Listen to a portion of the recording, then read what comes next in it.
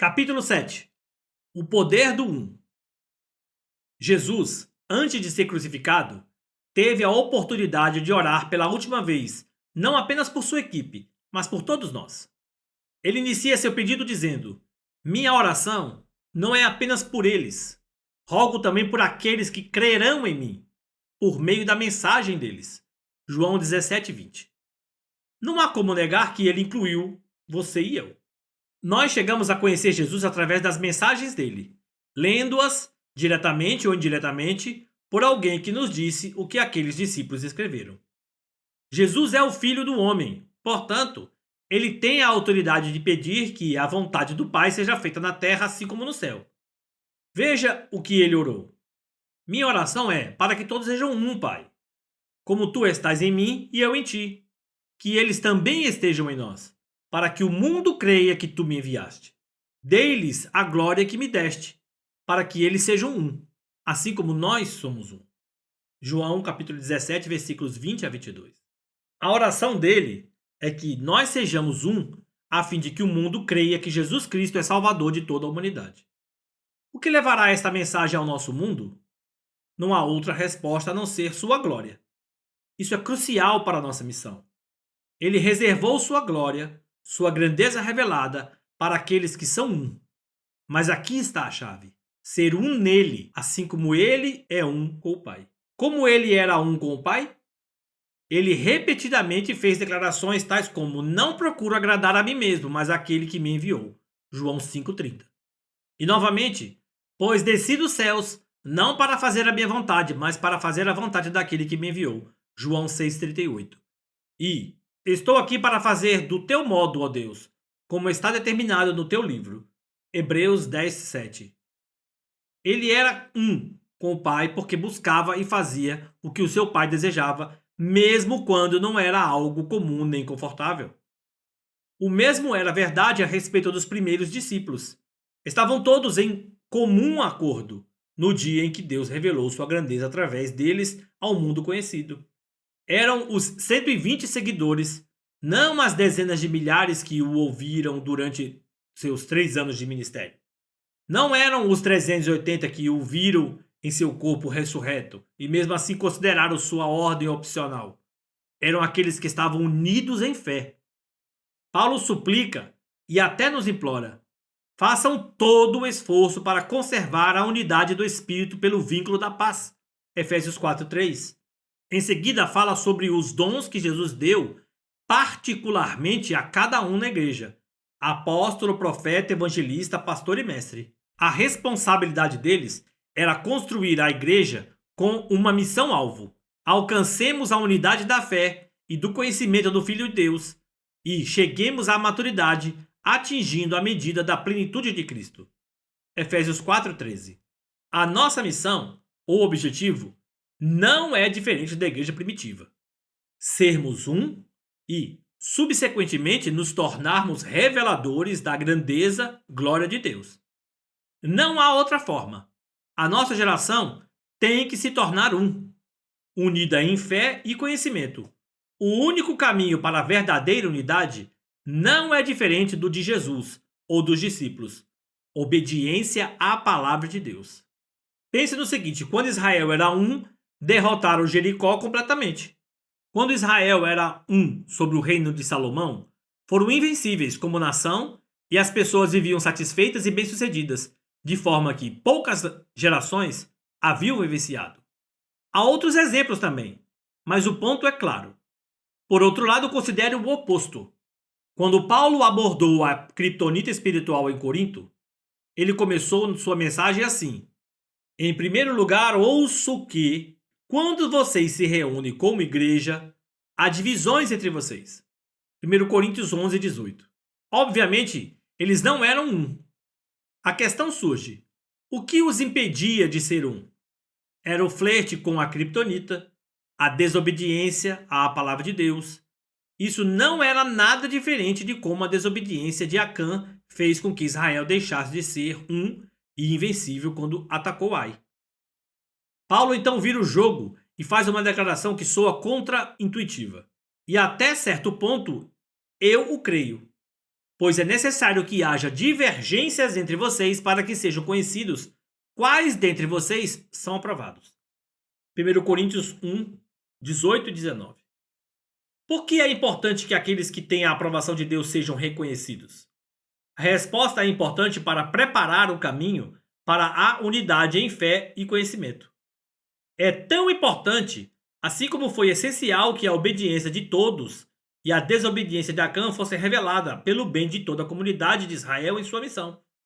Assim como foi importante que os 120 discípulos fiéis e obedientes fossem segregados dos 380 que seguiram o seu próprio caminho. Da mesma forma, era importante para a igreja de Corinto. A maioria obediente e alguns desobedientes precisavam se destacar. Senão, a estrada para a unidade ficaria bloqueada e, consequentemente, impediria que a glória e a grandeza de Deus fosse revelada em Corinto. Também foi importante trazer um remédio para os espectadores inocentes que respeitavam a ceia do Senhor, mas particularmente estavam sofrendo, fracos, doentes e morrendo prematuramente, porque alguns eram desrespeitosos. Paulo estava bastante ciente da importância de tornar a unidade uma prioridade. Ele sabia do que havia acontecido em Jerusalém, Samaria, Antioquia e outras cidades que foram total e completamente impactadas pela grandeza de Deus. É por isso que ele não só implorou por unidade na igreja de Corinto, mas também pediu o mesmo aos crentes de Éfeso, Filipos e Colossos, assim como a todos nós hoje, que sejamos um. A partir do exemplo de Jesus, sabemos que não há outra avenida para essa unidade além da palavra de Deus. Maior. E quanto a hoje? A unidade de fé ainda é o objetivo? Permita-me começar compartilhando uma experiência de oração que nunca esquecerei. Eu ouvi tão claramente: Filho, o livro de Atos parecerá um teatrinho infantil em comparação ao que estou prestes a fazer através da igreja antes da volta do meu filho. Eu fiquei em choque. Na realidade, não acreditei no que havia acabado de ouvir. Eu retruquei dizendo: Pai, preciso de 3 referências diferentes na Bíblia para poder acreditar nisso. O interessante foi que não senti nenhuma desaprovação ao pedir isso. Nós devemos testar todas as coisas. Ver 1 Tessalonicenses 5:21. E lemos que toda questão precisa ser confirmada pelo depoimento de 2 ou 3 testemunhas. 2 Coríntios 13:1. Uma das referências que ele me direcionou a ler foi: Assim diz o Senhor dos Exércitos, ainda uma vez, daqui a pouco, e farei tremer os céus, e a terra, e o mar, e a terra seca, e farei tremer todas as nações, e virá o desejado de todas as nações, e encherei esta casa de glória, diz o Senhor dos Exércitos. A glória desta última casa será maior do que a da primeira, diz o Senhor dos Exércitos. Ageu capítulo 2, versículos 6, 7 e 9. Uma breve história. Israel havia ficado cativo por muitos anos, inicialmente pelos babilônicos e depois pelos persas. Deus colocou no coração do rei Ciro da Pérsia para libertar os hebreus que desejavam retornar à sua terra natal e reconstruir o templo que Nabucodonosor e seu exército haviam destruído. Muitos retornaram à sua terra natal e começaram a reconstrução com entusiasmo, mas eventualmente perderam o interesse devido à combinação de interesses pessoais com a resistência enervante dos locais. Foi preciso que as profecias de Ageu, Zacarias e outros líderes reativassem o desejo de unir-se para reconstruir a casa de Deus. No entanto, a questão crucial é: o profeta estava se referindo ao templo que eles eventualmente terminariam ou a outro templo? Mais tarde, Jesus disse: Destruam este templo e eu o levantarei em 3 dias. João 2,19. Embora estivesse de pé no meio do templo físico, Jesus não estava se referindo a si mesmo, mas ao templo do seu corpo. Esse é o caso aqui? Comentários bíblicos e historiadores relatam que o templo físico, que foi reconstruído após 70 anos de cativeiro de Israel, não ultrapassou a grandeza do templo de Salomão, tanto em aparência, assim como na presença manifesta de Deus. Em relação à aparência, mesmo centenas de anos depois, após Herodes ter embelezado o prédio, ainda não acredita-se que ficou mais glorioso do que a construção original de Salomão. Em relação à presença, quando Salomão dedicou o templo físico, A glória de Deus era tão grande que uma nuvem grossa encheu o templo e os sacerdotes não puderam continuar o culto. A história não mostra nada tão extraordinário acontecendo no templo restaurado. Os fariseus interpretaram equivocadamente a declaração de Jesus sobre destruir o templo e reconstruí-lo em 3 dias, porque presumiram que era o templo físico. Da mesma forma, se limitarmos a declaração de Ageu ao templo físico, também iremos interpretar mal o significado. A que templo Jesus está se referindo? E qual é o período de tempo? Paulo declara: vocês não sabem que vocês todos juntos são santuário de Deus e que o Espírito de Deus habita em vocês? 1 Coríntios 3,16. O mesmo Espírito que encheu o templo de Salomão vive plenamente em nós, coletivamente. Creio que esse é o templo do qual Ageu fala, e a igreja é o segundo templo. Sua glória, a grandeza da presença e do poder de Deus, é maior do que o primeiro templo físico. Paulo escreve: e se o que estava se desvanecendo se manifestou com glória, quanto maior será a glória do que permanece. 2 Coríntios capítulo 3, versículo 11. Pense sobre a glória, grandeza e poder revelada no Antigo Testamento. O rosto de Moisés brilhava tanto com o grande esplendor de Deus que um véu teve de ser colocado sobre seu rosto para ofuscá-lo. Quando a obra do tabernáculo terminou, a presença de Deus se manifestou tão poderosamente que ninguém podia chegar perto. Depois que Salomão construiu e dedicou o templo, a presença revelada de Deus mais uma vez foi tão incrível que os sacerdotes não puderam dar continuidade ao culto. A gloriosa presença do Senhor era algo impressionante e maravilhoso. Porém, de acordo com Paulo, a glória que antes era tão grande não é mais nada por causa da glória de agora, que é muito maior. 2 Coríntios capítulo 3, versículo 10. Entretanto, e quanto ao período de tempo? Será que Ageu estava falando da igreja do início ao fim? Em outras palavras, é do tempo da ascensão de Jesus até o tempo da sua segunda vinda? Veja novamente as palavras de Deus escritas por Ageu. Ainda uma vez, daqui a pouco, e farei tremer os céus, e a terra, e o mar, e a terra seca, e farei tremer todas as nações, e virá o desejado de todas as nações, e encherei esta casa de glória, diz o Senhor dos Exércitos. A glória desta última casa será maior do que a da primeira, diz o Senhor dos Exércitos. Ageu capítulo 2, versículos 6 e 7. A glória a qual ele se refere ocorre no período de tempo em que o tremor ocorre. O autor de Hebreus confirma isso. Aquele cuja voz outrora abalou a terra, agora promete: ainda uma vez abalarei não apenas a terra, mas também o céu. As palavras ainda uma vez indicam a remoção do que pode ser abalado, isto é, coisas criadas, de forma que permaneça o que não pode ser abalado. Hebreus capítulo 12, versículos 26 e 27. O livro de Hebreus foi escrito em 68 depois de Cristo, bem depois dos eventos que eu citei no capítulo anterior, como os enfermos sendo colocados nas ruas de Jerusalém, cidades vindo ao Senhor, regiões inteiras ouvindo a palavra de Deus e por aí em diante. Portanto, a promessa contida em Hebreus não está se referindo ao período de tempo do livro de Atos, mas ao futuro, ao período do fim, em que toda a criação será estremecida. Isso só pode ser a geração que verá a volta do Senhor Jesus Cristo. Um padrão bem estabelecido é visto ao longo das Escrituras. Deus sempre deixa o melhor para o final. Lemos que o fim das coisas é melhor que o seu início. Eclesiastes 7, 8. Jesus mostra esse padrão ao deixar o melhor vinho para o final do casamento em Caná. Mais tarde, ele declara: aquele que crê em mim fará também as obras que tenho realizado. Fará coisas ainda maiores do que estas. João capítulo 14, versículo 12. Porque as coisas maiores viriam depois que Jesus ascendesse ao céu? Porque ele sempre guarda o melhor para o final. O mesmo é verdade para a igreja. O fim dela será melhor do que seu começo. O livro de Atos mostra um início extraordinário. Então será possível acreditar que o fim do tempo da igreja na terra será menos glorioso, menos poderoso, menos impactante do que o início?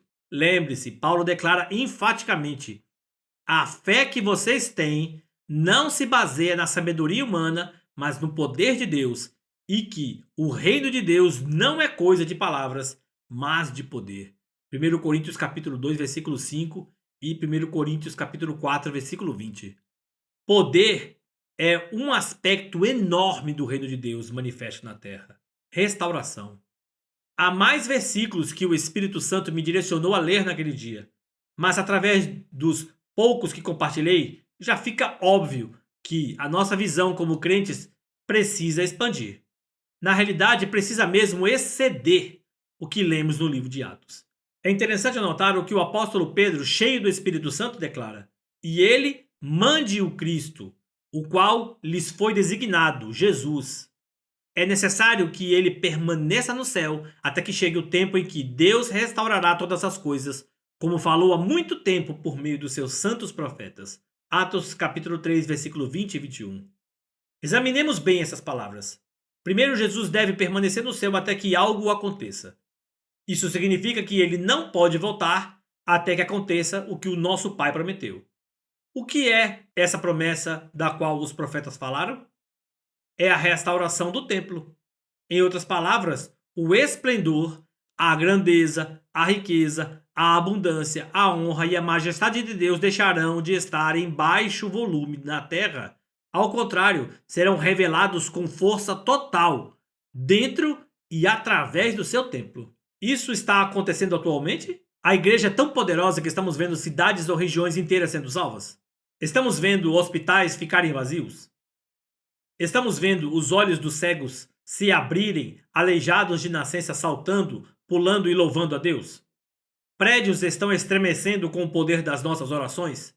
Estamos vendo tamanha abundância que não há falta de recursos dentre os ministérios e as igrejas para alcançar os perdidos de qualquer nação?